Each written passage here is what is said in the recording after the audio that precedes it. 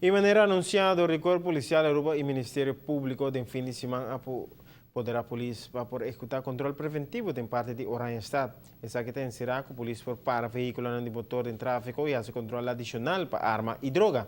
É mesmo tipo de controle aqui por assim também gente sem necessariamente um sospechoso. É ação de um bom resultado, pois a polícia logra vários sospechosos com droga e arma de não poder também a controlar veículos em tráfego e a procurar para fazer detenção de chofer borracho ou para quitar auto que não tem documento necessário para portar a caminho. É poder adicional para prevenir fugiera na um bom resultado em área não conhecida para a polícia. Uma vendedora de droga está frequentar. Ela logra algum dinheiro, aunque com candidato limitado, pero suficiente para a detenção e encarceração. Outro sospechoso também recebe visita especial e surpresiva de time aqui e está controlar o papel necessário, pero também cachorro passivo para participar ativamente buscando droga e arma.